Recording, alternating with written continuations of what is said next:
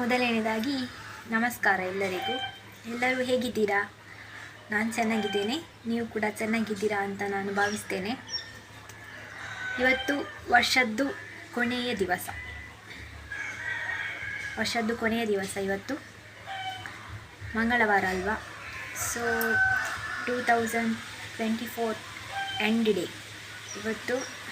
ಇವತ್ತಿಗೆ 2024 ಮುಗಿತಾ ಇದೆ. ನೆಕ್ಸ್ಟ್ ಇವತ್ತು ರಾತ್ರಿ 12 ಗಂಟೆಯಿಂದ 2025 ಆ್ಯಂಡ್ ಎಲ್ಲರಿಗೂ ಕೂಡ ಹ್ಯಾಪಿ ನ್ಯೂ ಇಯರ್. ಎಲ್ಲರಿಗೂ ಕೂಡ ಒಳ್ಳೆಯದಾಗಲಿ. ನ್ಯೂ ಇಯರ್ಗೆ ನೀವೇನೆಲ್ಲ ಅಂದ್ಕೊಂಡಿದ್ದೀರಾ ಅದೆಲ್ಲ ಕೂಡ ದೈವ ಇಚ್ಛೆಯಿಂದ ನೆರವೇರಲಿ ಅಂತ ನನ್ನ ಕಡೆಯಿಂದ ನಾನು ನಿಮಗೆ ಶುಭ ಹಾರೈಸ್ತಾ ಇದ್ದೇನೆ.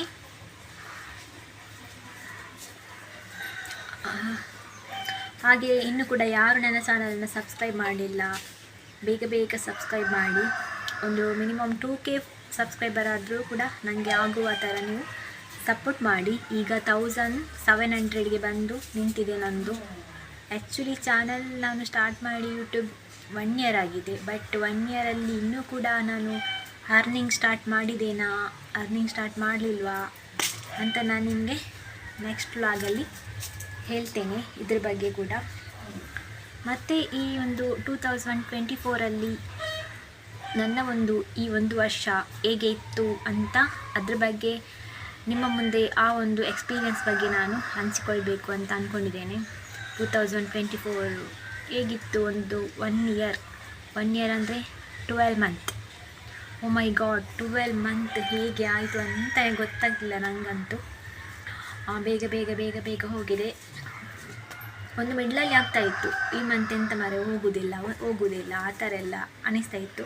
ಮತ್ತೆ ಬೇಗ ಹೇಗೆ ಟೈಮ್ ಹೋಯಿತು ಅಂತಲೇ ಇಲ್ಲ, ಸಮಯ ಹೋದತೆ ಗೊತ್ತಾಗೋದಿಲ್ಲ. ಈ ಒಂದು ವರ್ಷದಲ್ಲಿ ಎಂತ ಸಾಧಿಸಿದ್ದು ಏನೂ ಇಲ್ಲ ಅಂತ ತಲೆಗೆ ಅನಿಸ್ತಾ ಉಂಟು. ಹಾಗೆ ನಾವು ಲೈಫು ಹಾಗೆ ಅಲ್ವಾ, ನಾವು ಏನೋ ಒಂದು ಅಂದ್ಕೋತೇವೆ ಈ ವರ್ಷದಲ್ಲಿ ಆದರೂ ಏನಾದರೂ ಸಾಧಿಸಬೇಕು. ಕೆಲವೊಂದು ಸಲ ಸಕ್ಸಸ್ಫುಲ್ ಆಗುತ್ತೆ, ಕೆಲವೊಂದು ಸಲ ನಮ್ಮದು ಟೈಮ್ ಸರಿ ಇಲ್ಲದ್ರೆ, ಬ್ಯಾಡ್ ಟೈಮ್ ಬಂದರೂ ಸಕ್ಸಸ್ಫುಲ್ ಆಗೋದಿಲ್ಲ. ಸೊ ಎಂತ ಮಾಡೋದು. Next year I hope next year ಚೆನ್ನಾಗಿರಬೇಕು. ಏನೆಲ್ಲ ಅಂದ್ಕೊಂಡಿದ್ದೇವೆ ಸ್ವಲ್ಪ ಮಟ್ಟಿಗಾದರೂ ಈಡೇರಬೇಕು ಅಂತ ನನ್ನ ಒಂದು ಇಚ್ಛೆ. ನೋಡೋಣ ಏನಾಗುತ್ತೆ ಅಂತ. ನಾನಂತೂ ತುಂಬ ಕ್ಯೂರಿಯಾಸಿಟಿಯಿಂದ ಕಾಯ್ತಾ ಇದ್ದೇನೆ ಯಾವಾಗ ನೆಕ್ಸ್ಟ್ ಇಯರ್ ಬರುತ್ತೆ ಅಂತ. ಇನ್ನೂ ಎಷ್ಟು ಸ್ವಲ್ಪ ಹೊತ್ತಿರೋದು, ಮಧ್ಯಾಹ್ನ ಇರೋದು, ಆಲ್ರೆಡಿ ಮಧ್ಯಾಹ್ನ ಆಗಿದೆ. ಇನ್ನೊಂದು ಸ್ವಲ್ಪ ಹೊತ್ತಿದ್ರೆ ನಮಗೆ ನ್ಯೂ ಇಯರ್ ಸ್ಟಾರ್ಟ್ ಆಗಿಬಿಡುತ್ತೆ. ಸೊ ಕೆಲವರು ಪಾರ್ಟಿ ಮಾಡ್ತಾರೆ ಇವತ್ತು ನ್ಯೂ ಇಯರ್ಗೆ. ನಮ್ಮೂರಲ್ಲಿ ಇವತ್ತು ಪಾರ್ಟಿ ಅಂತ ಇಲ್ಲ, ನಾರ್ಮಲಾಗಿ ಏನು ಮಾಡೋದು ನೋಡಬೇಕು. ನ್ಯೂ ಇಯರ್ಗೆ ನ್ಯೂ ಇಯರ್ ಸೆಲೆಬ್ರೇಷನ್ ಅಂತ ಏನಿಲ್ಲ. ಕೆಲವೊಂದು ಕಡೆ DJ ಹಾಕ್ತಾರೆ, ಪಾರ್ಟಿ ಮಾಡ್ತಾರೆ, ಕೇಕ್ ಕಟ್ಟಿಂಗ್ ಎಲ್ಲ ಮಾಡ್ತಾರೆ. ಸೊ ನಿಮ್ಮ ಕಡೆ ಹೇಗೆ ನೀವು ಒಂದು ನ್ಯೂ ಇಯರನ್ನು ಎಂಜಾಯ್ ಮಾಡಿದ್ರಾ ಅಂತ ನನ್ನ ಜೊತೆ ಕಮೆಂಟಲ್ಲಿ ನೀವು ಹೇಳ್ಬೋದು, ನಿಮಗೆ ಹೇಳಲಿಕ್ಕೆ ಇಷ್ಟ ಇದ್ದರೆ. ಆಮೇಲೆ ತುಂಬ ಬಿಸಿಲು ನೋಡಿ, ತುಂಬ ಬಿಸಿಲಿದೆ ಹೊರಗಡೆ. ಇವತ್ತು ನಾನು ಬಸ್ಪಿಗೆ ಹೋಗಿ ಬಂದದ್ದಷ್ಟೇ. ಈ ಒಂದು ಕಂಟೆಂಟ್ ಅದೇ ನಿಮಗೆ ತಮ್ಮೇಲೆ ನೋಡಬೇಕಾದ್ರೇ ಗೊತ್ತಾಗಿರುತ್ತೆ. ಸೊ ಎಂಥ ವಿಷಯ ಅಂತ ಈ ವರ್ಷದ ಬಗ್ಗೆ ನಾನು ನಿಮ್ಮ ಮುಂದೆ ಹಂಚಿಕೊಳ್ತಾ ಇದ್ದೇನೆ. ಈ ವರ್ಷದಲ್ಲಿ ನಾನು ಎಲ್ಲಿ ಕೆಲಸ ಮಾಡಿದ್ದೇನೆ ಅಂದರೆ ಒಂದೇ ಪ್ಲೇಸಲ್ಲಿ ಕೆಲಸ ಮಾಡಿದ್ದೇನಾ ಅಥವಾ ಬೇರೆ ಜಾಬ್ಗೆ ಜಾಯಿನ್ ಆಗಿದ್ದೇನಾ, ಈ ಒಂದು ವಿಷಯದ ಬಗ್ಗೆ ನಿಮ್ಮ ಹತ್ರ ನಾನಿವಾಗ ಹಂಚ್ಕೊಳ್ತಾ ಇದ್ದೇನೆ. ಆ್ಯಕ್ಚುಲಿ ಹೇಳಬೇಕಂದ್ರೆ ನಾನು ಈ ಒಂದು 1 ಇಯರಲ್ಲಿ 2 ಪ್ಲೇಸಲ್ಲಿ ಜಾಬ್ ಮಾಡಿದ್ದೇನೆ. ಸೊ 2 ಪ್ಲೇಸಲ್ಲಿ ಜಾಬನ್ನು ನಾನು ಮಾಡಿದ್ದೇನೆ 1 ಇಯರಲ್ಲಿ. ಒಂದು ಅಂದರೆ ಸ್ವಲ್ಪ 2-3 ಮಂತ್ ಏನೋ ನಾನು ಮನೆಯಲ್ಲೇ ಇದ್ದೆ. ಫಸ್ಟ್ ಜನವರಿ ಫೆಬ್ರವರಿ ಮಾರ್ಚ್ ತನಕ ನಾನು ಮನೆಯಲ್ಲಿದ್ದೆ. ಆಮೇಲೆ ಒಂದು ಕಂಪನಿಯಲ್ಲಿ ಕೆಲಸ ಮಾಡ್ತಾ ಇದ್ದೆ. ನನ್ನದು ಇಲ್ಲೇ ಮನೆ ಹತ್ತಿರದ ಒಂದು ಕಂಪನಿ ಉಂಟು, ಅಲ್ಲಿ ಕೆಲಸ ಮಾಡ್ತಾ ಇದ್ದೆ. ಆಮೇಲೆ ಅಲ್ಲಿ ಸ್ವಲ್ಪ ಮಂತ್, ಒಂದು 4-5 ಮಂತ್, 5, 6, 7, 8, 9, 10, ಹೌದು ಇಲ್ಲ 5 ಅಲ್ಲ, ಐ ಥಿಂಕ್ ಒಂದು 6 ಮಂತ್ ಕೆಲಸ ಮಾಡಿರ್ಬೋದು ನಾನು ಅಲ್ಲಿ. ಆಮೇಲೆ ನೆಕ್ಸ್ಟ್ ನಾನು ರೀಸೆಂಟಾಗಿ ಇಲ್ಲೇ ಬಜ್ಪೆಯಲ್ಲಿ ರೀಸೆಂಟಾಗಿ ಡ್ರೆಸ್ ಶಾಪಲ್ಲಿ ವರ್ಕ್ ಮಾಡಿದ್ದೆ. ಆ್ಯಕ್ಚುಲಿ ಡ್ರೆಸ್ ಶಾಪಲ್ಲಿ ವರ್ಕ್ ಮಾಡೋದು ನಂದು ಫಸ್ಟ್ ಟೈಮ್ ಎಕ್ಸ್ಪೀರಿಯನ್ಸ್. ನಾನು ಇಲ್ಲಿವರೆಗೂ ಕೂಡ ಡ್ರೆಸ್ ಶಾಪಲ್ಲಿ ಕೆಲಸನೇ ಮಾಡಿಲ್ಲ. ಸೊ ನನಗೆ ನಾನು ಮೊದಲು ಹೋಗ್ತಿದ್ದ ಕಂಪನಿಯಲ್ಲಿ ಕೆಲಸ ಬಿಟ್ಟಾಗ ನಾನು ಮನೆಯಲ್ಲಿದ್ದೆ, ಮತ್ತು ಏನಾದರೂ ಬೇರೆ ಒಂದು ಕೆಲಸಕ್ಕೆ ಹೋಗುವ ಅಂತ ಮನಸ್ಸಾಯಿತು. ಸೊ ಆಗ ಒಬ್ಬರು ಹೇಳಿದ್ದು ಪರಿಚಯದವರು ಇಲ್ಲಿ ವೇಕೆನ್ಸಿ ಉಂಟು ಅಂತ. ಆಮೇಲೆ ನಾನು ಅಲ್ಲಿಗೆ ಹೋದೆ ಕೆಲಸಕ್ಕೆ. ಸೊ ಡ್ರೆಸ್ ಶಾಪಿಗೆ ಹೋಗಿ ಮತ್ತೆ ಅಲ್ಲಿ ಕೆಲಸ ಮಾಡ್ತಾಯಿದ್ದೆ. ಇವಾಗ ರೀಸೆಂಟಾಗಿ ಮೊನ್ನೆ ನಾನು ಕೆಲಸ ಬಿಟ್ಟಿದ್ದೇನೆ, ನನಗೆ ಸ್ವಲ್ಪ ಪ್ರಾಬ್ಲಮ್ ಆಯಿತು. ಸೊ ಹಾಗಾಗಿ ಬಿಟ್ಟದ್ದು ಕೆಲಸ. ಇನ್ನು ಇವಾಗ ಡಿಸೆಂಬರಲ್ಲಿ, ಸೊ ಈ ಮಂತಲ್ಲಿ ಕೂಡ ಹೋಗ್ತಿದ್ದೆ, ಮತ್ತೆ ನಾನು ಮಿಡ್ಲಲ್ಲಿ ಕೆಲಸ ಬಿಟ್ಟದ್ದು. ಇವಾಗ ಮನೇಲಿದ್ದೇನೆ. ಸೊ ಇನ್ನು ನೋಡಬೇಕು ಎಂಥ ಕೆಲಸಕ್ಕೆ ಹೋಗೋದು ಅಂತ. ಇನ್ನು ಕೂಡ ಒಂದು ಜಾಬಿದ್ದು ವಿಷಯದಲ್ಲಿ ಕನ್ಫರ್ಮ್ ಆಗಿ ಡಿಸೈಡ್ ಆಗಲಿಲ್ಲ ಏನು ಅಂತ. ನೋಡಬೇಕು ಏನಾಗುತ್ತೆ ಅಂತ. ಜಾಬಿದ್ದು ವಿಷಯ ಆಯಿತು. ನೆಕ್ಸ್ಟ್ ನಂದು ಈ ವರ್ಷದಲ್ಲಿ ತುಂಬ ಅಮೌಂಟ್ ಖರ್ಚಾಗಿದೆ. ಅಮೌಂಟ್ ಅಂದರೆ ನನಗೆ ಇಂಪಾರ್ಟೆಂಟೇ ಇಲ್ಲದ ವಿಷಯಕ್ಕೆ ಜಾಸ್ತಿ ಅಮೌಂಟ್ ಖರ್ಚಾಗಿ ಹೋಗಿದೆ ಈ ಒಂದು ವರ್ಷದಲ್ಲಿ. ಬಿಕಾಸ್ ಎಂತ ಮಾಡೋದು ಹೇಳಿ, ಅಂದರೆ ನಾನು ಬೇರೆ ಏನಾದರೂ ನನಗೆ ಬೇಕಿದ್ದು ನಾನು ತಗೊಂಡಾಗ ಏನಾದರೂ ಖರ್ಚಾಗೋದು ಅದು ಬೇರೆ ವಿಷಯ. ನಮಗೆ ಎಂತ ಬೇಕು ಅದು ನಾವು ನಮ್ಮ ಹಣದಲ್ಲಿ ತಗೊಳ್ಳೇಬೇಕು, ಅದು ಬೇರೆ ವಿಷಯ. ಅದನ್ನು ಬಿಟ್ಟು ನನಗೆ ಸಂಬಂಧವಿಲ್ಲದ ವಿಷಯದಲ್ಲಿ ಜಾಸ್ತಿ ಅಮೌಂಟ್ ಖರ್ಚಾಗಿದೆ. ಅದು ಎಂತ ಮಾಡೋದು ಹೇಳಿ, ಹೋದದ್ದು ನಮ್ಮದಲ್ಲ, ಇದ್ದದ್ದು ನಮ್ಮದು, ಆ ಥರ ಹೇಳಿ ನಾನು ಸುಮ್ಮನೆ ಆಗ್ತೇನೆ. ಅದ್ರ ಬಗ್ಗೆ ನಾನು ಜಾಸ್ತಿ ಟೆನ್ಷನ್ ಮಾಡೋದಿಲ್ಲ. ಏನಾದರೂ ಲೈಫಲ್ಲಿ ಹೋಯಿತು ಅಂತ ಟೆನ್ಷನ್ ಆಗುತ್ತೆ, ಹೌದು ಈ ಥರ ಮಿಸ್ ಆಯ್ತಲ್ಲ, ಆ ಥರ ತುಂಬ ಬೇಜಾರಾಗುತ್ತೆ. ನಾವು ಕಷ್ಟಪಟ್ಟು ದುಡಿದಿರುವ ಹಣ ಅಲ್ವಾ. ಸೊ ಪರವಾಗಿಲ್ಲ, ಓದೋದು ಹೋಗಲಿ, ನೋಡೋಣ. ಅದಕ್ಕಿಂತ ಜಾಸ್ತಿ ಇನ್ನೂ ನಮಗೆ ಸಿಗ್ಬೋದು. ಸುಮ್ಮನೆ ಚಿಕ್ಕ ಇದಕ್ಕೆ ನಾವು ಜಾಸ್ತಿ ಟೆನ್ಷನ್ ಮಾಡಿ ತಲೆ ಎಲ್ಲ ಬಿಸಿ ಮಾಡಿಕೊಂಡು ಇರೋದು ಬೇಡ ಅಂತ ನಾನು ಡಿಸೈಡ್ ಮಾಡಿ ಬಿಟ್ಬಿಟ್ಟಿದ್ದೇನೆ ಆ ಒಂದು ವಿಷಯವನ್ನು. ಮತ್ತು 2024 ಹೇಗಿತ್ತು ನಿಮ್ಮದು ಲೈಫಲ್ಲಿ ಅಂತ ಹೇಳಿದರೆ, ಆ ಥರ ಒಂದು ಕ್ವಶನ್ ಇದ್ದರೆ ಅದಕ್ಕೆ ಆನ್ಸರ್ ನಾನು ಇವಾಗ ನಿಮಗೆ ಕೊಡ್ತೇನೆ. 2024 ಒಂದು 6 ಮಂತ್ ಚೆನ್ನಾಗಿತ್ತು. ಮತ್ತು 6 ಮಂತ್ ಆದಮೇಲೆ ನನ್ನ ಲೈಫಲ್ಲಿ ನಾನು ತುಂಬ ಕಳೆದುಕೊಂಡೆ. ನನಗೆ ಅದನ್ನು ಇವಾಗ ಕೂಡ ಹೇಳುವಾಗ ತುಂಬಾ ಬೇಜಾರಾಗ್ತದೆ. ಸೊ ಅಂದರೆ ನಾವು ಫ್ರೆಂಡ್ಶಿಪ್ಪಲ್ಲೇ ಆಗಿರ್ಬೋದು ಆಗಿರ್ಬೋದು, ಅಥವಾ ನಮ್ಮದು ರಿಲೇಟಿವ್ಸಲ್ಲೇ ಆಗಿರ್ಬೋದು. ಸೊ ಈ ಥರ ಮ್ಯಾಟ್ರಲ್ಲಿ ಬಂದರೆ ಹೌದು, ಕೆಲವೊಂದು ಫ್ರೆಂಡ್ಶಿಪ್ ಖಂಡಿತವಾಗಿಯೂ ಕೂಡ ದೂರ ಆಗಿದೆ. ಅದರಿಂದ ತುಂಬಾ ಬೇಜಾರಾಗಿದೆ. ಹಾಗೂ ಅದನ್ನು ಪಾಠವನ್ನು ಕೂಡ ನಾನು ಕಲ್ತಿದ್ದೇನೆ. ನೆಕ್ಸ್ಟ್ ಯಾರನ್ನು ಎಷ್ಟು ನಂಬಬೇಕು ಅಷ್ಟೇ ನಂಬಬೇಕು ಅನ್ನೋದು. ಮತ್ತು ಒಂದೊಂದು ಸಲ ಟೈಮ್ ಸರಿ ಇಲ್ಲದ್ರೆ ನಾವು ಎಷ್ಟು ಕುತಂತ್ರ ಮಾಡಿದ್ರು, ಎಷ್ಟು ಇದು ಮಾಡಿದ್ರು ಅದು ಸರಿ ಹೋಗೋದಿಲ್ಲ. ಯಾಕಂದರೆ ನಮ್ಮದು ಬ್ಯಾಡ್ ಟೈಮ್ ಅಂದರೆ ನಾವು ಎಂತ ಮಾಡಿದರೂ ಕೂಡ ಆಗೋದಿಲ್ಲ. ಅದಕ್ಕೆ ಒಂದು ಮಾತೆ ಹೇಳ್ತಾರಲ್ಲ, ಕೆಲವರು ದೊಡ್ಡವರೊಂದೊಂದು ಮಾತು ಹೇಳ್ತಾರೆ, ಆ ಥರ. ನಾನು ಅಂದ್ಕೊಂಡಿದ್ದೆ ತುಂಬ ವಿಷಯದ ಬಗ್ಗೆ ಮಾತಾಡಬೇಕು ಅಂತ, ಆದರೆ ಇಲ್ಲಿ ಕ್ಯಾಮರಾ ಆನ್ ಮಾಡಿರುವಾಗ ನನಗೆ ಮಾತಾಡಲಿಕ್ಕೆ ಆಗ್ತಾಯಿಲ್ಲ, ವಿಷಯ ನೆನಪಿಗೆ ಬರ್ತಿಲ್ಲ. ನರ್ವಸ್ ಫೀಲ್ ಆಗ್ತಾಯಿದೆ. ಯೂಟ್ಯೂಬ್ ಸ್ಟಾರ್ಟ್ ಮಾಡಿ 1 ಇಯರ್ ಆಗಿದೆ, ಬಟ್ ಆದರೂ ಕೂಡ ಅದೊಂದು ನರ್ವಸ್ ಫೀಲ್ ಹೋಗ್ತಾಯಿಲ್ಲ. ನರ್ವಸ್ ಆಗ್ತಾಯಿದೆ ಕ್ಯಾಮರಾ ಆನ್ ಮಾಡುವಾಗ ನನಗೆ. ಅದಕ್ಕಿಂತ ಮೊದಲು ನಾನು ಮೈಂಡಲ್ಲಿ ತುಂಬ ಮೊನ್ನೆ ಥಿಂಕ್ ಮಾಡ್ತಿದ್ದೆ 2024 ಇದ್ದ ಬಗ್ಗೆ. ನಾನು ನನ್ನ ಚಾನಲಲ್ಲಿ ನನ್ನ ಸಬ್ಸ್ಕ್ರೈಬರ್ಗೆ ಎಕ್ಸ್ಪ್ಲೇನ್ ಮಾಡಬೇಕು ಈ ಥರದ್ದು ಒಂದೊಂದು ವಿಷಯದಲ್ಲಿ ಅಂತ ತುಂಬ ಅಂದ್ಕೊಂಡಿದ್ದೆ. ಅದಕ್ಕೆ ನನಗೆ ಮರೆತು ಹೋಗ್ತಾಯಿದ್ದೆ. ಕ್ಯಾಮರಾ ಆಫ್ ಮಾಡಿದ ಮೇಲೆ ಮತ್ತೆ ನನಗೆ ನೆನಪಾಗುತ್ತೆ, ಇದು ಹೇಳ್ಬೇಕಿತ್ತಲ್ಲ, ಅದು ಹೇಳ್ಬೇಕಿತ್ತಲ್ಲ ಅಂತ. ಸೊ ನನಗೆ ನೆನಪಿಗೆ ಇರೋದು ಅಂದರೆ ನನ್ನ ಮೈಂಡಲ್ಲಿರುವಂಥ ವಿಷಯಗಳನ್ನ ನಾನು ಸ್ವಲ್ಪ ಶೇರ್ ಮಾಡ್ತೇನೆ. ಜಾಸ್ತಿ ಒಂದು ದೊಡ್ಡ ಲಾಗ್ ಕೂಡ ಬೇಡ ಇವತ್ತು ಮಾಡೋದು. ಜಾಸ್ತಿ ವಿಷಯಗಳನ್ನು ಶೇರ್ ಮಾಡೋದಿಲ್ಲ. ಇಂಪಾರ್ಟೆಂಟ್ ವಿಷಯಗಳ ಬಗ್ಗೆ ನಾನು ಇವತ್ತು ಹೇಳ್ತೇನೆ. ಅದೇ ಹೇಳಿದ್ನಲ್ಲ, ಲೈಫಲ್ಲಿ ಕಳ್ಕೊಂಡಿದ್ದೆ ಜಾಸ್ತಿ. ಈ ವರ್ಷದಲ್ಲಿ ಪಡ್ಕೊಂಡದ್ದು ಏನೂ ಇಲ್ಲ. ಹೌದು, ಎಂತ ಕೂಡ ಪಡ್ಕೊಳ್ಳಿಲ್ಲ ಜಾಸ್ತಿಯಾಗಿ ಹೇಳಬೇಕು ಅಂದರೆ. ಮತ್ತು ಕಳ್ಕೊಂಡಿದ್ದು ಅಂದರೆ ಒಂದು ನಾನು ಅನ್ಎಕ್ಸ್ಪೆಕ್ಟೆಡ್ ಆಗಿ ಅಂದರೆ ಎಕ್ಸ್ಪೆಕ್ಟೇ ಮಾಡಲಿಲ್ಲ.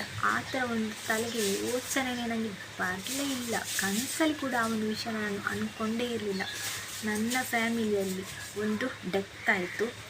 ಸೊ ಡೆತ್ ಆಗುತ್ತೆ, ಅದು ಬಂದು ನನ್ನ ಅಕ್ಕ ಇದ್ದಾರೆ, ಅವರದ್ದು ಮಗ. ಅಂದರೆ ನಮಗೆ ಕೂಡ ಮಗಂತಾರೆ, ನಾವು ಆ ಥರನೇ ಪ್ರೀತಿಯಿಂದ ಅವರನ್ನು ನೋಡ್ತಿದ್ದ ರೀತಿ ಕೂಡ ಅವರು ಕೂಡ ನಮ್ಮನ್ನು ಚಿಕ್ಕಮ್ಮ ಆ ಥರನೇ ಕರೆದು ಮಾತಾಡ್ತಾ ಇದ್ದಿದ್ದು. ಅದೊಂದು ಡೆತ್ ಆದದ್ದು ಯಾವಾಗ ಅಂದರೆ ದೀಪಾವಳಿ 3 ಡೇಸ್ ಇತ್ತಲ್ಲ, ಥರ್ಡ್ ಡೇ ಸ್ಯಾಟರ್ಡೇ ಅದೊಂದು ಡೆತ್ ಆಗುತ್ತೆ. ಆ್ಯಕ್ಚುಲಿ ನನಗೆ ಆ ವಿಷಯ ಗೊತ್ತೇ ಇರೋದಿಲ್ಲ. ಆ ದಿನ ಸಂಡೇ ನನಗೆ ಒಬ್ಬರು ನನ್ನ ಫ್ರೆಂಡ್ ಕಾಲ್ ಮಾಡಿ ಹೇಳ್ತಾರೆ, ಈ ಥರ ಅವರಿಗೆ ಆಕ್ಸಿಡೆಂಟ್ ಆಗಿದೆ ಅಂತ. ಆಕ್ಸಿಡೆಂಟ್ ಆಗುವಾಗ ನಾನು ಅಂದ್ಕೊಂಡೆ ಏನೋ ಸಣ್ಣ ಪುಟ್ಟ ಗಾಯ ಆಗಿರ್ಬೋದು, ಸೊ ಹುಷಾರಾಗ್ಬೋದು ಅಂತ ಅಂದ್ಕೊಂಡೆ. ಮತ್ತೆ ಹೇಳ್ತಿದ್ದಾರೆ ಆಕ್ಸಿಡೆಂಟ್ ಆಗಿದೆ ಅವರಿಗೆ, ಅವರು ಡೆತ್ ಆಗಿದ್ದಾರೆ ಅಂತ ಆ ಥರ ಹೇಳ್ತಿದ್ದೆ. ನನಗೆ ಒಂದು ಸಿಡ್ಡಿಲು ಬಡಿದಷ್ಟು ಟೆನ್ಷನ್ ಆಯಿತು. ಖಂಡಿತವಾಗಿ ನಾನು ಈ ಥರ ಒಂದು ಘಟನೆ ಇನ್ಸಿಡೆಂಟ್ ಆಗುತ್ತಂತ ಅಂದ್ಕೊಂಡೇ ಇರಲಿಲ್ಲ. ಅದನ್ನು ಯಾವ ರೀತಿ ನಾನು ಎಕ್ಸ್ಪ್ಲೇನ್ ಮಾಡೋದು, ನನಗೆ ಎಷ್ಟು ನೋವಾಗಿದೆ ಆ ಟೈಮಲ್ಲಿ. ಅದನ್ನು ಹೇಗೆ ಹೇಳೋದು ಅಂತ ನನಗೆ ಇವತ್ತು ಕೂಡ ಗೊತ್ತಾಗ್ತಿಲ್ಲ. ಅಷ್ಟು ಬೇಜಾರಾಗ್ತದೆ ನನಗೆ ಇದನ್ನು ಹೇಳುವಾಗ. ಅದು ಕೂಡ ಅವನಿಗೆ 20 ಏಜ್ ಅಷ್ಟೇ, ಚಿಕ್ಕ ವಯಸ್ಸಿಗೆ ಈ ಥರ ಆಗಬಾರ್ದು ಯಾರಿಗೂ ಕೂಡ. ಏನೋ ದೊಡ್ಡವರು ಒಂದು ಮದುವೆ ಆಗಿ ಒಂದು ಮಿಡಲ್ ಏಜ್ ಆದರೆ ಪರವಾಗಿಲ್ಲ, ಹೇಗಾದರೂ ಒಂದು ಸಹಿಸ್ಕೊಳ್ಬೋದು ಆ ನೋವನ್ನು. ಎಷ್ಟು ಚಿಕ್ಕವರು ನಮ್ಮನ್ನು ಬಿಟ್ಟು ಹೋದರೆ ನಮಗೆ ಎಷ್ಟು ನೋವಾಗ್ತದೆ, ನೀವೇ ಹೇಳಿ. ತುಂಬ ಬೇಜಾರಾಗಿದೆ. ಖಂಡಿತವಾಗಿ ನಾನು ಲೈಫಲ್ಲಿ ಅಂದರೆ 2024 ಈ ಥರ ಒಂದು ಘಟನೆ ನಡೆಯುತ್ತೆ ಅಂತ ನಾನು ಕನಸಲ್ಲಿ ಕೂಡ ಅಂದ್ಕೊಂಡಿರಲಿಲ್ಲ. ನನಗೆ ತುಂಬ ಬೇಜಾರಿತ್ತು. ನನಗೆ ಕೂಡ ಆಗಿರ್ಬೋದು, ನನ್ನ ಫ್ಯಾಮಿಲಿಯಲ್ಲಿ ಆಗಿರ್ಬೋದು, ಅವರ ಫ್ಯಾಮಿಲಿಗೆ ಕೂಡ ತುಂಬ ದುಃಖ ಆಗಿದೆ. ಅವರು ಯಾವ ಥರ ಆ ದುಃಖವನ್ನು ಸಹಿಸಿಕೊಳ್ತಾರೆ ಅನ್ನೋದೇ ಒಂದು ದೊಡ್ಡ ಟೆನ್ಷನ್ ಆಗಿದೆ. ಇವಾಗಲೂ ಕೂಡ ಅವರು ತುಂಬ ಬೇಜಾರಲ್ಲಿ ಇರ್ತಾರೆ. ಅವರಿಗೆ ದೇವರೇ ಮನಸ್ಸು ಗಟ್ಟಿ ಮಾಡುವ ಶಕ್ತಿ ಕೊಡಬೇಕು ಅಷ್ಟೇ. ಯಾಕಂದರೆ ನನಗೆ ಅವನು ಫ್ಯಾಮಿಲಿ ಆಗಿದ್ದರಿಂದ ನಮಗೇ ಅಷ್ಟು ಬೇಜಾರಾಗೋದು ಅಂದರೆ ಅವರ ಮನೆಯವರಿಗೆ ಎಷ್ಟೊಂದು ಬೇಜಾರಾಗ್ಬೋದು. ನಾವು ಎಷ್ಟು ಸಮಾಧಾನ ಮಾಡಿದರೂ ಕೂಡ, ಯಾರು ಎಷ್ಟೇ ಸಮಾಧಾನದ ಮಾತು ಹೇಳಿದರೂ ಕೂಡ ಅವರಿಗೆ ಅವರ ಒಂದು ಮನಸ್ಸಲ್ಲಿರುವಂಥ ಪೇನ್ ಹೋಗ್ತದೆ, ಮೆಮೊರೀಸ್ ಇರ್ತದೆ ಅವರ ಜೊತೆ ಕಳೆದಂಥ ನಾವು ಅದು ಖಂಡಿತವಾಗಿ ನಮಗೆ ಒಮ್ಮೆ ಎನಿಸಿದರೆ ತಲೆಯೆಲ್ಲ ಹುಚ್ಚಿಡ್ತದೆ. ಅಷ್ಟು ನಮಗೆ ನೋವಾಗ್ತದೆ ಆ ಒಂದು ವಿಷಯಗಳನ್ನೆಲ್ಲ. ಈ ಇನ್ಸಿಡೆಂಟ್ ಆಗಿದ್ದು ದೀಪಾವಳಿ ಟೈಮಲ್ಲಿ. ದೀಪಾವಳಿ ಇದ್ದು ನಾವು ರಾತ್ರಿ ಎಲ್ಲ ಇಲ್ಲಿ ತುಂಬ ಗ್ರ್ಯಾಂಡಾಗಿ ದೀಪಾವಳಿ ಎಲ್ಲ ಆಚರಿಸಿದ್ವಿ. ಸೊ ಮರುದಿವಸ ನೋಡುವಾಗ ನಮಗೆ ಈ ಥರ ಒಂದು ನಾವು ಅಂದರೆ ಕನಸಲ್ಲಿ ಕೂಡ ಅಂದ್ಕೊಂಡೇ ಇರುವಂಥ ಒಂದು ಘಟನೆ ನಡೀತು. ನನಗೆ ತುಂಬ ಬೇಜಾರಾಯಿತು. ಇಷ್ಟು ಹತ್ರ ಕೂಡ ಅದೊಂದು ಬೇಜಾರು ಯಾರ ಹತ್ತಿರ ತೋರಿಸಿಕೊಂಡ್ರೂ ಕೂಡ ಅದು ಹೋಗೋದಿಲ್ಲ. ಎಷ್ಟು ಅಂತ ಬೇಜಾರು ಮಾಡಿ ಕೂತ್ಕೊಳ್ಳೋದು. ಇವಾಗಲೂ ಕೂಡ ಹಾಗೆ ಒಮ್ಮೊಮ್ಮೆ ಅವ್ರದ್ದು ಪ್ರೊಫೈಲೆಲ್ಲ ನೋಡುವಾಗ, ಫೋಟೋಸ್ ಏನಾದರೂ ನೋಡುವಾಗ ನನಗೆ ಅಂತೂ ತುಂಬ ಬೇಜಾರಾಗ್ತದೆ. ಎಂಥ ರಾತ್ರಿ ನಿದ್ದೆ ಕೂಡ ಬರೋದಿಲ್ಲ, ಅಷ್ಟು ಬೇಜಾರಾಗ್ತದೆ. ಇಷ್ಟು ಚಿಕ್ಕ ವಯಸ್ಸಿಗೆ ಈ ಥರ ಆಗಬಾರ್ದಾಗಿತ್ತಲ್ಲ ಅಂತ ತುಂಬ ಬೇಜಾರಾಗ್ತದೆ. ಅವರ ಮನೆಯಲ್ಲಿ ಅವರಿಗೆ ಎಷ್ಟು ಬೇಜಾರಾಗ್ಬೋದು. ನಾವು ಮಾತಾಡ್ತೇವೆ ಫೋನೆಲ್ಲ ಮಾಡಿ, ಆದರೂ ಕೂಡ ಎಷ್ಟಂದರೂ ಕೂಡ ಅವರ ಮಗನನ್ನು ಕಳೆದುಕೊಂಡ ದುಃಖ ಉಂಟಲ್ಲ, ಆ ತಾಯಿಗೆ ಅವರಿಗೇ ಗೊತ್ತು. ಅಂದರೆ ಅವರಿಗೆ ಏನಾದದ್ದು ಅಂದರೆ ಅವರು ಬೈಕಲ್ಲಿ ಹೋಗ್ತಾ ಇದ್ರಂತೆ.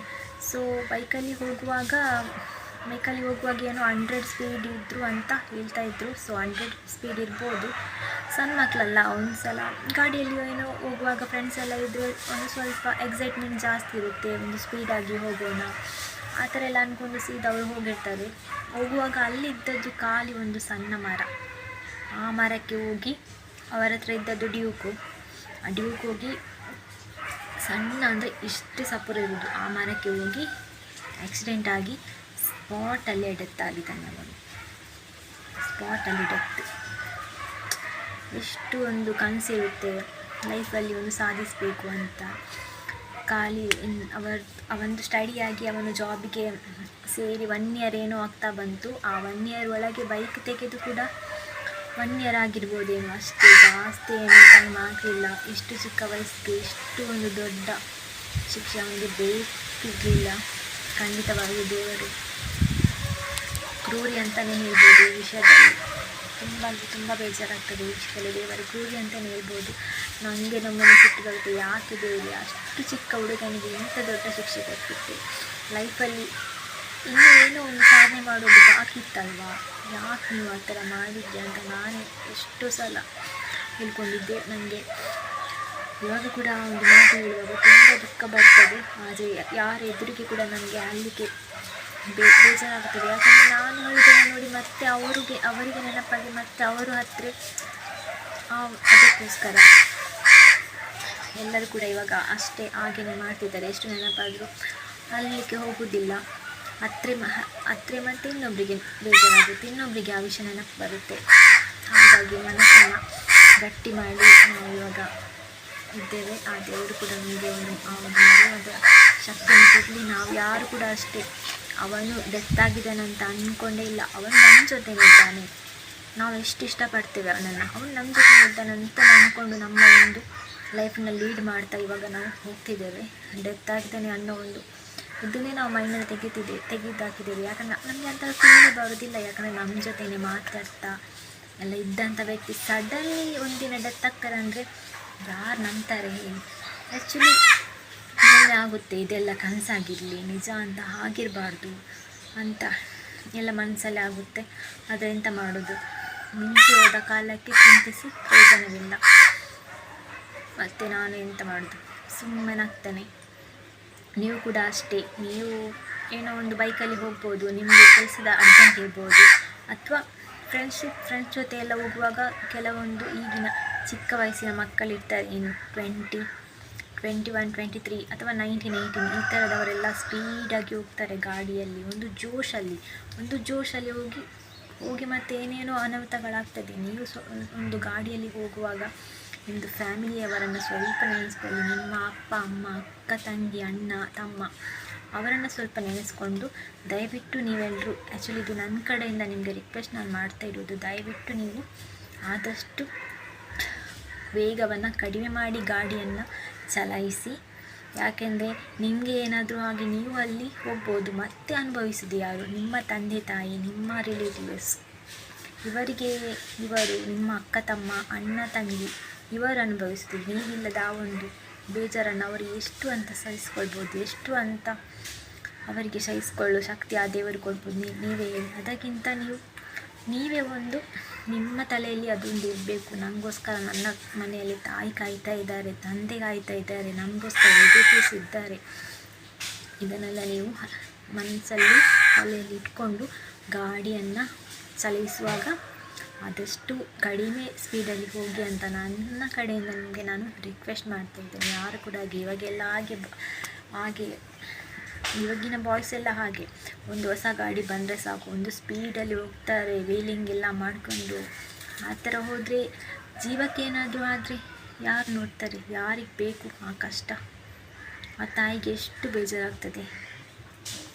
ನನ್ನ ಲೈಫಲ್ಲಿ ಇದು ಒಂದು ಫಸ್ಟ್ ಟೈಮ್ ಆದಂಥ ಒಂದು ಘಟನೆ ಅಂತ ಹೇಳ್ಬೋದು. ಅದು ಕೂಡ ನನ್ನ ಫ್ಯಾಮಿಲಿಯಲ್ಲಿ ನನಗೆ ತುಂಬ ಬೇಜಾರಾಯಿತು. ಯಾರೋ ಒಬ್ಬರು ದೂರದಲ್ಲಿ ಸತ್ತರು, ಒಬ್ಬರಿಗೆ ಆಕ್ಸಿಡೆಂಟ್ ಆಯಿತು ಅನ್ನುವಾಗಲೇ ಇಲ್ಲಿ ಜೀವ ಒಡ್ಕೊಳ್ಳುತ್ತೆ. ಎಷ್ಟು ಬೇಜಾರಾಗ್ತದೆ. ಇನ್ನು ನಮ್ಮ ಸ್ವಂತದವರಿಗೆ ಆ ಥರ ಆದರೆ ನಾವು ಹೇಗೆ ಇರೋದು ಹೇಳಿ ನೀವು? ಇದು ನನ್ನ ಲೈಫಲ್ಲಿ, ಅದು ಕೂಡ ದೀಪಾವಳಿ ಟೈಮಲ್ಲಿ ಆದಂಥ ಬ್ಯಾಡ್ ಘಟನೆ. ಇನ್ಯಾವತ್ತೂ ನನ್ನ ಜೀವನದಲ್ಲಿ ಇಂಥದ್ದೊಂದು ಘಟನೆ ಆಗಲೇಬಾರ್ದು ದೇವರೇ. ಯಾರಿಗೂ ಕೂಡ ಏನೂ ಆಗಬಾರ್ದು, ಅದು ಕೂಡ ಚಿಕ್ಕ ವಯಸ್ಸಿನಲ್ಲಿ ಅಂತೂ ಆಗಲೇಬಾರ್ದು. ಆ ಒಂದು ದುಃಖವನ್ನು ಸಹಿಸ್ಕೊಳ್ಳುವಂಥ ಶಕ್ತಿ ಕೂಡ ನಮ್ಮಲ್ಲಿ ಖಂಡಿತವಾಗಿಯೂ ಇಲ್ಲ ಅಂತ ನಾನು ಹೇಳ್ತಿದ್ದೇನೆ. ಇದೇ ನನ್ನ ಲೈಫಲ್ಲಿ ಆದಂಥ, ಈ ವರ್ಷದಲ್ಲಿ ಆದಂಥ ಬ್ಯಾಡ್ ಡೇ ಅಂತಲೇ ಹೇಳ್ಬೋದು.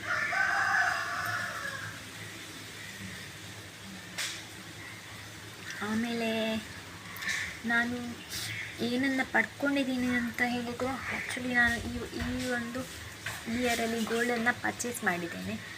ಸೊ ಆ್ಯಕ್ಚುಲಿ ಒಂದು ಜುಮ್ಕವನ್ನು ಪರ್ಚೇಸ್ ಮಾಡಿದ್ದೇನೆ. ಆಮೇಲೆ ಇದು ಮೂಗಿದ್ದು ಬೊಟ್ಟು ನೋಡಿ, ರಿಂಗನ್ನು ನೀವು ನೋಡ್ಬೋದು. ಇದು ಮತ್ತು ಜುಮ್ಕ ನೋಡಿ.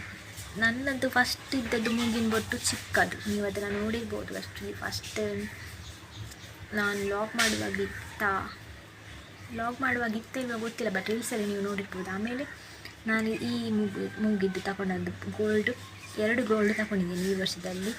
ಅಂದರೆ ನನ್ನ ಹತ್ರ ಸ್ವಲ್ಪ ಸೇವಿಂಗ್ ಇದ್ದು ಅಮೌಂಟ್ ಇತ್ತು, ಅದರಲ್ಲಿ ತಗೊಂಡದ್ದು ಒಂದು ಜುಮ್ಕ. ನನಗೆ ತುಂಬ ಡ್ರೀಮ್ ಇತ್ತು, ನನಗೆ ಜುಮ್ಕ ತಗೋಬೇಕು ಅಂತ, ಗೋಲ್ಡ್ ಇತ್ತು. ಯಾವಾಗಲೂ ಫ್ಯಾನ್ಸಿದೆ ಜುಮ್ಕ ಹಾಕೊಳ್ತಾ ಇದ್ದದ್ದು, ಬಟ್ ಗೋಲ್ಡಿದ್ದು ಜುಮ್ಕ ತಗೊಂಡಿದ್ದೇನೆ. ಅದು ಇದೆ. ಇವಾಗ ನಾನು ನಾರ್ಮಲ್ ಫ್ಯಾನ್ಸಿ ರಿಂಗನ್ನು ಹಾಕ್ಕೊಂಡಿದ್ದೇನೆ. ಮತ್ತು ಮೂಗಿದ್ದು ಅಂತೂ ನನಗೆ ಚೇಂಜ್ ಮಾಡಬೇಕು ಅಂತ ತುಂಬ ಆಸೆ ಇತ್ತು. ಸೊ ಹಾಗೋ ಹೀಗೋ ಸ್ವಲ್ಪ ಇದ್ದ ಹಣದಲ್ಲಿ ಅಡ್ಜಸ್ಟ್ ಮಾಡಿ ಸ್ವಲ್ಪ ಹಣವನ್ನು ಕೂಡಿಸಿ ನಾನು ಜುಮ್ಕ ಮತ್ತು ಇದನ್ನು ತಗೊಂಡಿದ್ದೇನೆ. ಅದು ತುಂಬ ಖುಷಿ ಆಯಿತು ನನಗೆ.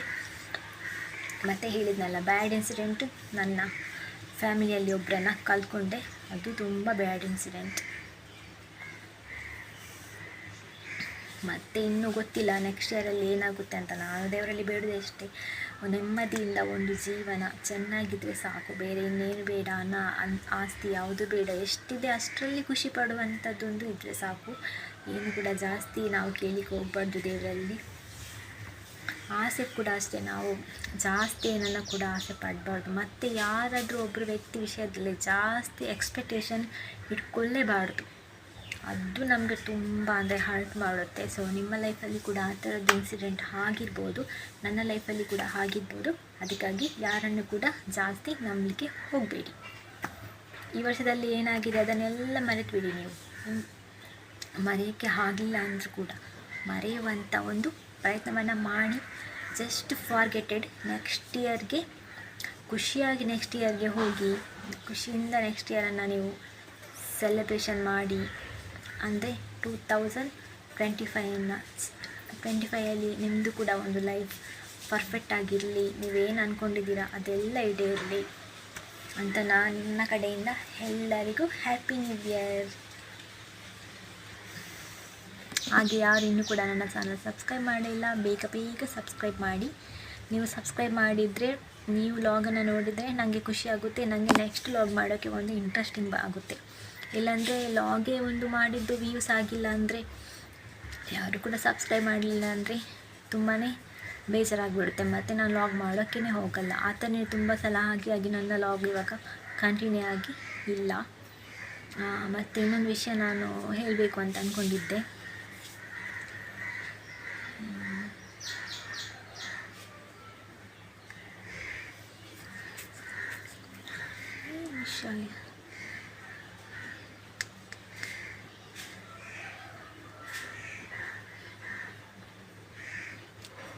ಇವಾಗ 1700 ಸಬ್ಸ್ಕ್ರೈಬರ್ ಆಗಿದ್ದಾರೆ. ನನಗೆ ತುಂಬ ಖುಷಿ ಆಗ್ತಿದೆ. ನನ್ನ ಕಡೆಯಿಂದ ಎಲ್ಲರಿಗೂ ಕೂಡ ಧನ್ಯವಾದನ ಹೇಳ್ತೀನಿ.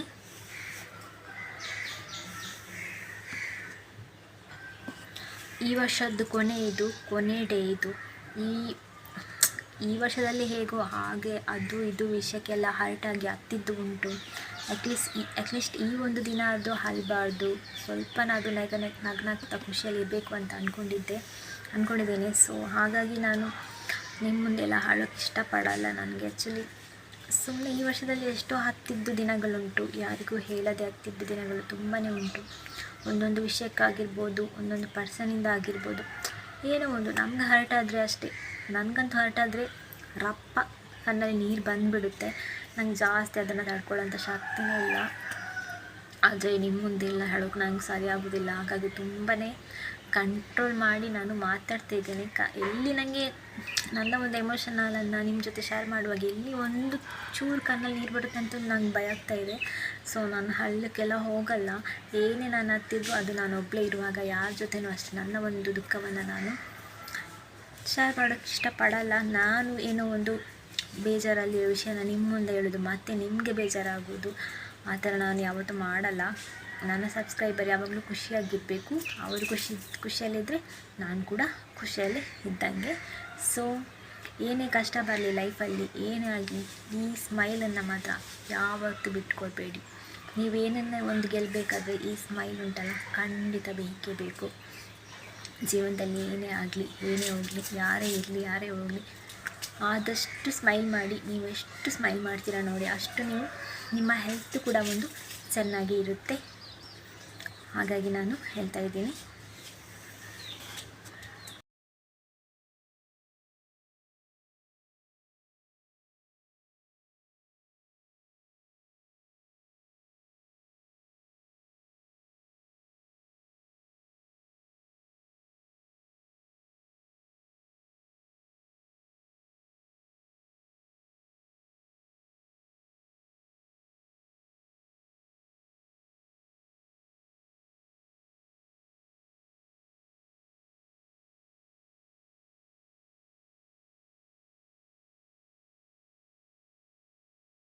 ನೀವು ಕೂಡ ಸ್ಮೈಲ್ ಮಾಡಿ, ಬೇರೆಯವರನ್ನು ಕೂಡ ನಗಿಸಿ. ನಿಮ್ಮಿಂದ ಎಷ್ಟಾಗುತ್ತೆ ಅಷ್ಟು ಬೇರೆಯವರನ್ನು ನೀವು ನಗಿಸಿ.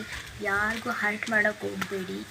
ಯಾಕಂದರೆ ಲೈಫ್ ಇರೋದು ಒಂದೇ ಲೈಫ್ ಇರೋದು, ಅದು ಇರೋದು ಇಷ್ಟು ಸ್ವಲ್ಪ ದಿನ. ಅದರಲ್ಲಿ ನಾವು ಯಾರ ಹತ್ರನೂ ದ್ವೇಷ ಕಟ್ಕೊಂಡು, ಇನ್ಯಾರ ಹತ್ರನೂ ಜಗಳ ಮಾಡಿಕೊಂಡು ಸುಮ್ಮನೆ ಲೈಫನ್ನ ಒಟ್ರಾಸಿ ಮಾಡ್ಕೊಳ್ಳೋದಕ್ಕಿಂತ ಎಷ್ಟು ದಿನ ಇರ್ತೀವಿ ನಾವು ಅಷ್ಟು ದಿನ ಖುಷಿಯಾಗಿ ಎಲ್ಲರ ಜೊತೆನೂ ಚೆನ್ನಾಗಿ ಮಾತಾಡೋಣ. ನಮ್ಗೆ ಅವ್ರು ಎಷ್ಟು ಹರ್ಟ್ ಮಾಡಲಿ ಅದನ್ನು ಒಂದು ಸೈಡಿಗಿಟ್ಟು ನೆಕ್ಸ್ಟ್ ಇನ್ನು ಯಾವಾಗಲೂ ಅವ್ರು ಸಿಗ್ತಾರೆ ಅದನ್ನೇ ನಾವು ಮನಸ್ಸಲ್ಲಿ ಇಟ್ಕೊಂಡು ಅವ್ರ ಜೊತೆ ಮಾತಾಡೋದೇ ಇರೋದು ಬೇಡ.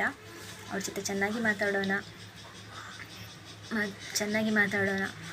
ನಾವು ನಗೋಣ, ನಮ್ಮವರನ್ನು ಕೂಡ ನಗಿಸೋಣ ಅಂತ ಹೇಳ್ತಾ ನನ್ನ ಈ ಒಂದು ಇವತ್ತಿನ ಮಿನಿ ವ್ಲಾಗನ್ನು ಎಂಡ್ ಮಾಡ್ತಾಯಿದ್ದೀನಿ. ನಿಮಗೆ ಇಷ್ಟ ಆದರೆ ಲೈಕ್ ಮಾಡಿ, ಸಪೋರ್ಟ್ ಮಾಡಿ. ಏನಾದರೂ ನನ್ನ ಒಂದು ಲ್ಯಾಂಗ್ವೇಜಲ್ಲಿ ಮಿಸ್ಟೇಕ್ ಇದ್ದರೆ ದಯವಿಟ್ಟು ಕ್ಷಮೆ ಇರಲಿ. ನನಗೆ ಎಷ್ಟಾಗುತ್ತೆ ಅಷ್ಟು ನಾನು ಕನ್ನಡದಲ್ಲಿ ಈ ಒಂದು ವ್ಲಾಗನ್ನು ಮಾಡಿದ್ದೇನೆ. ಆ್ಯಕ್ಚುಲಿ ಜಾಸ್ತಿ ನಾನು ವ್ಲಾಗ್ ಮಾಡೋದೇ ಕನ್ನಡದಲ್ಲಿ, ಒಮ್ಮೊಮ್ಮೆ ನನ್ನ ಲ್ಯಾಂಗ್ವೇಜಲ್ಲಿ ಕೂಡ ಮಾಡ್ತೇನೆ. ಯಾಕೆಂದರೆ ನಾವು ಒಂದು ಮಾಡೋ ವ್ಲಾಗ್ ಎಲ್ರಿಗೂ ಕೂಡ ರೀಚ್ ಆಗಬೇಕು, ಎಲ್ರಿಗೂ ಕೂಡ ಒಂದು ಅರ್ಥ ಆಗಬೇಕು.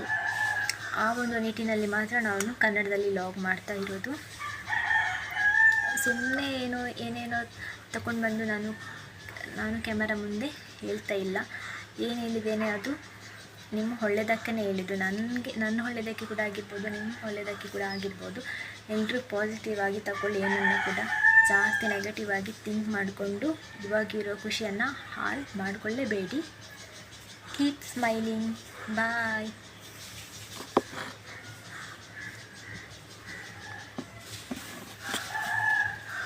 ಹಾಗೆ ನಾನು ನೆಕ್ಸ್ಟ್ ಏನು ಕಂಟೆಂಟನ್ನು ಮಾಡಬೇಕು ಅಂತ ನಿಮಗೇನಾದರೂ ಇಷ್ಟ ಇದ್ದರೆ ಅದನ್ನು ನನಗೆ ಕಮೆಂಟಲ್ಲಿ ನೀವು ಹೇಳ್ಬೋದು. ಸೊ ನಾನು ಟ್ರೈ ಮಾಡ್ತೇನೆ.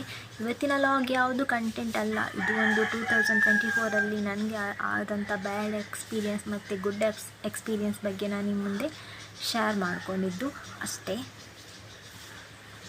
ನೀವೇ ಒಂದು ಥಿಂಕ್ ಮಾಡಿ, ಎಲ್ಲರ ಜೊತೆ ಕೂಡ ಒಂದು ಬೆರೆದಂತಹ ಒಬ್ಬರು ವ್ಯಕ್ತಿ ಎಲ್ಲರ ಜೊತೆನೂ ಖುಷಿಯಾಗಿ ಅವರು ಇರ್ತಾರೆ. ಎಲ್ಲರ ಜೊತೆ ಕೂಡ ಚೆನ್ನಾಗಿ ಮಾತಾಡ್ತಾರೆ. ಒಂದು ದಿನ ಸಡನ್ಲಿ ಅವರಿಲ್ಲ ಅಂದರೆ ಎಷ್ಟು ಬೇಜಾರಾಗುತ್ತೆ ಹೇಳಿ. ಅವರು ಈಗ ಡೆತ್ ಆಗಿ 2 ಮಂತ್ ಆಗಿದೆ. ಸೊ ನಾನು 2 ಮಂತಿಂದ ಇಲ್ಲಿವರೆಗೂ ಆ ಒಂದು ವಿಷಯದ ಬಗ್ಗೆ ನಾನು ವ್ಲಾಗಲ್ಲಿ ಆಗಿರ್ಬೋದು, ನಾನು ಯಾವುದೇ ಒಂದು ವೀಡಿಯೋಸಲ್ಲಿ ಮಾತಾಡಲಿಲ್ಲ ನಾನು. ಯಾಕಂದರೆ ನನಗೆ ಮಾತಾಡಿದ್ರೇ ತುಂಬ ಬೇಜಾರಾಗಿಬಿಡುತ್ತೆ ಮತ್ತು ಮನಸ್ಸೇ ಒಂಥರ ಸರಿ ಇರಲ್ಲ. ಹಾಗಾಗಿ ನಾನು ಆ ಒಂದು ವಿಷಯದ ಬಗ್ಗೆ ಮಾತೇ ಆಡಿಲ್ಲ. ಯಾಕಂದರೆ ಅದು ಒಂದು ಚೂರು ನೆನೆಸ್ಕೊಂಡ್ರೂ ತುಂಬ ಬೇಜಾರಾಗುತ್ತೆ. ಅವರಿಲ್ವಲ್ಲ ನಮ್ಮ ಲೈಫಲ್ಲಿ. ನಾವೊಂದು ಫಂಕ್ಷನ್ಗೆ ಹೋಗುವಾಗ ಕೂಡ ತುಂಬ ಬೇಜಾರಾಗುತ್ತೆ. ಅವನಿದ್ದಿದ್ರೆ ಎಲ್ಲರ ಜೊತೆ ಎಷ್ಟು ಮಾತಾಡ್ತಿದ್ದ, ಲೈಫಲ್ಲಿ ಎಷ್ಟು ಸಾಧನೆ ಮಾಡಲಿಕ್ಕಿತ್ತು, ಇನ್ನು ಚಿಕ್ಕ ಏಜ್ನವರು. ಈ ಥರ ಎಲ್ಲ ತುಂಬ ಅನಿಸ್ಬಿಟ್ಟಿದೆ, ತುಂಬ ಬೇಜಾರಾಗುತ್ತೆ. ಸೊ ನೀವು ಕೂಡ ಎಲ್ಲರೂ ಕೂಡ ಅಷ್ಟೇ. ನಾನು ಎಲ್ಲರಿಗೂ ಕೂಡ ರಿಕ್ವೆಸ್ಟ್ ಮಾಡೋದು ಇಷ್ಟೇ, ಬೈಕನ್ನು ಓಡಿಸುವಾಗ ದಯವಿಟ್ಟು ನಿಮ್ಮ ತಂದೆ ತಾಯಿಯನ್ನು ಒಮ್ಮೆ ನೆನೆಸ್ಕೊಂಡು ಸ್ಲೋ ಆಗಿ ಗಾಡಿಯನ್ನು ಓಡಿಸಿ. ಜಾಸ್ತಿ ಸ್ಪೀಡಾಗಿ ಓಡಿಸಬೇಡಿ. ಎಷ್ಟೇ ಅರ್ಜೆಂಟ್ ಇದ್ದರೂ ನಮ್ಮ ಜೀವಕ್ಕಿಂತ ಅರ್ಜೆಂಟ್ ನಮಗೆ ಇನ್ನೊಂದಿಲ್ಲ. ನಮ್ಮ ಜೀವ ನಮ್ಮ ಕೈಲೇ ಇರೋದು, ನಾವೇ ಅದನ್ನು ಸೇಫಾಗಿ ನೋಡ್ಕೊಳ್ಬೇಕು. ನಮಗೋಸ್ಕರ ಅಲ್ಲಾದರೂ ನಮ್ಮ ತಂದೆ ತಾಯಿಗೋಸ್ಕರ ಆದರೂ ನಾವು ಚೆನ್ನಾಗಿ ಇರಬೇಕು. ಏನು ಕೂಡ ಅಪಘಾತಗಳನ್ನು ಮಾಡಿಕೊಳ್ಬಾರ್ದು.